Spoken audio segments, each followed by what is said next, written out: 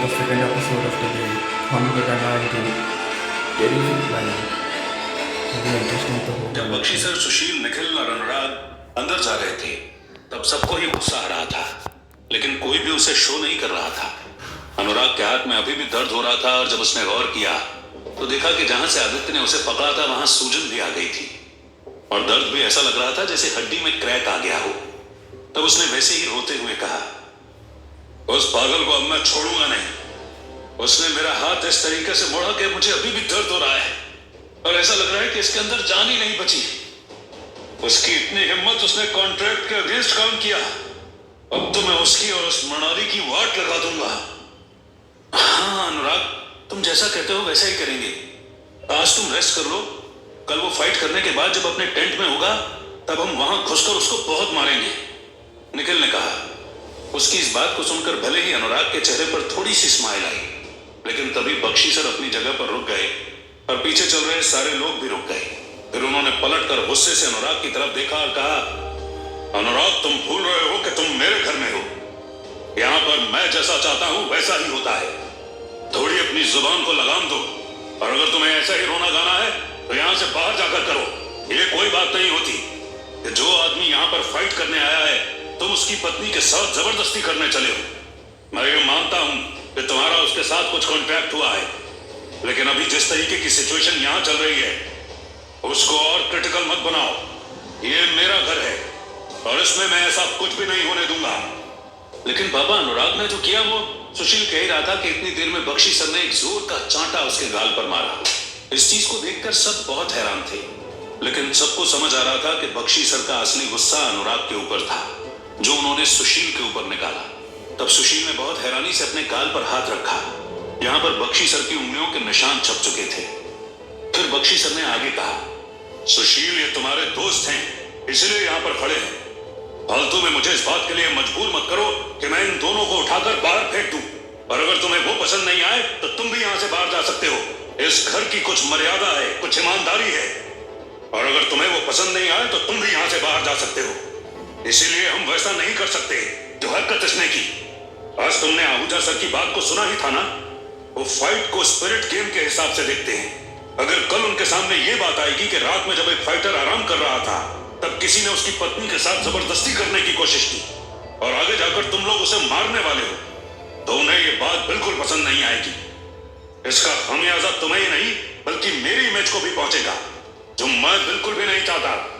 इसके आगे ना तो मैं कुछ सुनना चाहता हूं और ना ही कुछ कहना चाहता हूं। सबके सब अपने कमरे में जाओ। आज जो होना था वो हो गया। बख्शी सर इतना कहकर जोर जोर से पांव पटक कर वहां से चले गए और सब उन्हें बहुत हैरानी से देखने लगे। तब सुशील को दिख रहा था कि उसके पापा अपनी इमेज को लेकर बहुत ज्यादा सेंसिटिव हैं और बस इसीलिए ओवर रिएक्ट कर रहे हैं। लेकिन कहीं ना कहीं उसे यह भी समझ आ रहा था कि उसके पापा अभी भी आदित्य के लिए प्रोटेक्टिव बने हुए हैं और उनके इस रिएक्शन का फायदा बस उसके अलावा किसी को नहीं हो रहा है। फिर उसने अनुराग से कहा, अनुराग तुम अभी अपने कमरे में जाओ। इस चीज की चिंता मत करो कि मेरे पापा ने क्या बोला और क्या किया। वो बस थोड़े गुस्से में थे इसलिए ऐसा रिएक्ट किया उन्होंने।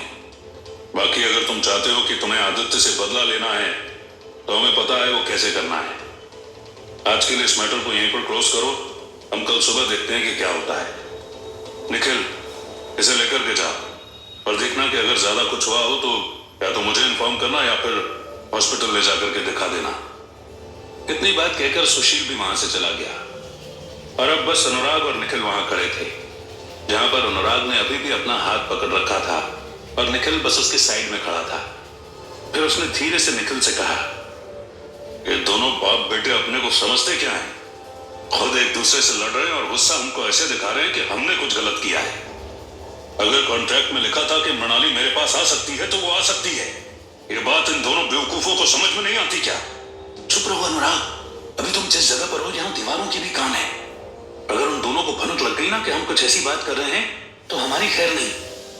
अभी के लिए यहाँ से निकलने में ही भलाई है। निखिल ने धीरे से कहा और फिर वो आसपास ऐसे देखने लगा कि कहीं कोई उनकी बात सुन तो नहीं रहा। जब उसे कंफर्मेशन हो गया तब उसने अनुराग से आगे कहा, अनुराग अगर तुम्हारा हाथ ज्यादा दर्द कर रहा है तो चलो हम इसे हॉस्पिटल में दिखा लेते हैं। अगर थोड़ी सी भी भूल चूक हुई तो और ज्यादा मैटर बिगड़ सकता है। हाँ ठीक है निखिल, चलो चलते हैं, अनुराग ने कहा। फिर वो दोनों वहां से निकल गए। जब वो बाहर जा रहे थे तब उन्होंने एक नजर फिर से आदित्य के टेंट की तरफ देखा।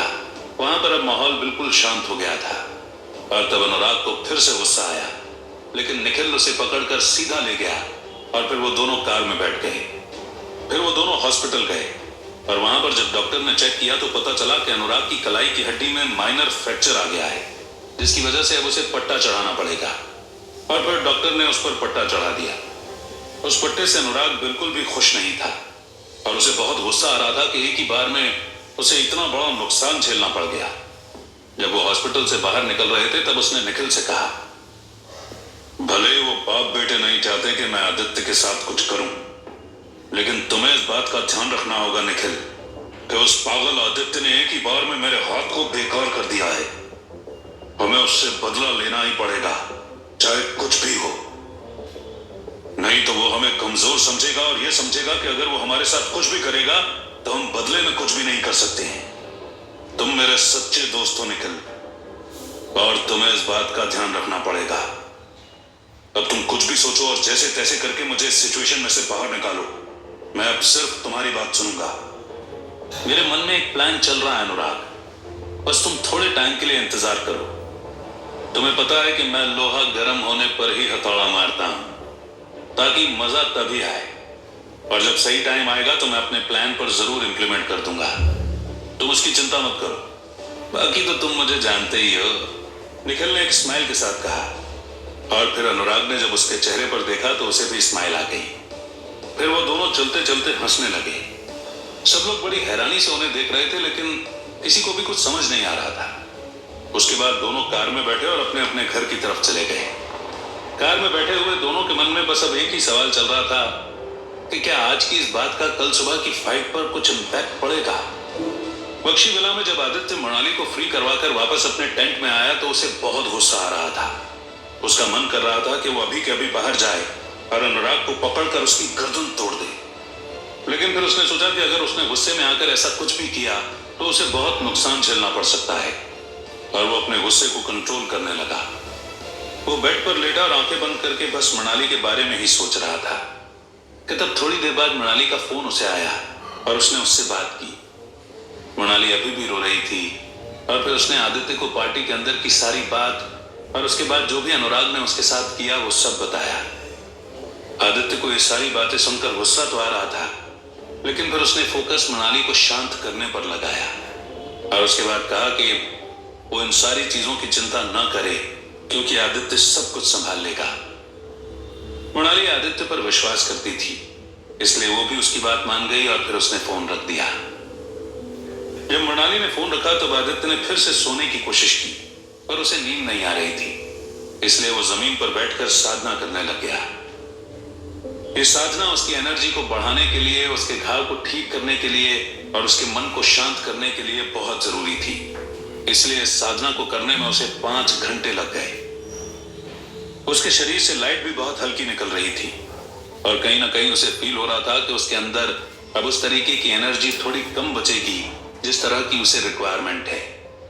फिर भी साधना की वजह से उसके बहुत सारे घाव ठीक हो गए थे और वो जब आंखें खोलकर फिर से खड़ा हुआ था तो उसने देखा कि बाहर हल्का उजाला हो गया था। वो बाहर निकला और उसने आसमान में देखा।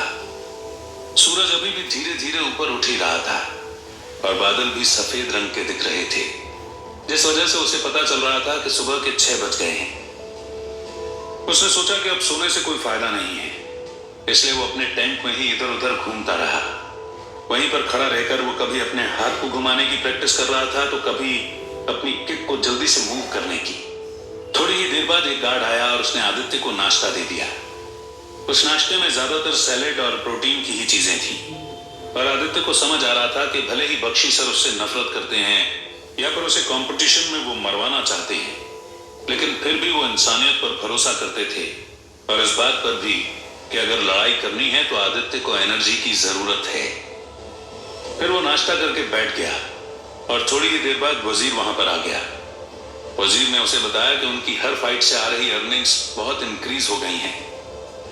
जहां पर उन्होंने 15 करोड़ इन्वेस्ट किए थे, अब वो 21 करोड़ हो चुके हैं। इस बात को सुनकर आदित्य थोड़ा खुश था, लेकिन उसे पैसों से फर्क नहीं पड़ता था। इसके बाद थोड़ी देर और उसने वजीर से बात की और फिर जहां पर मनाली भी आ गई।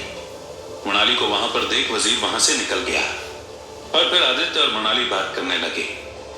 मनाली अब नॉर्मल हो चुकी थी और उसने बताया कि वो यहाँ पर आना नहीं चाहती थी, लेकिन वो आदित्य के बिना घर में सेफ फील नहीं कर रही थी और इसलिए वो वहां पर आ गई। आदित्य ने उसे कंफर्ट किया और उसके बाद एक गार्ड आया जिसने इन्फॉर्म किया कि अब फाइट का टाइम हो गया है। उसकी बात को सुनकर मनाली ने आदित्य को गले लगा लिया और फिर वो वहां से चली गई। तब आदित्य ने एक गहरी सांस ली और वो आगे की फाइट के लिए तैयार हो गया।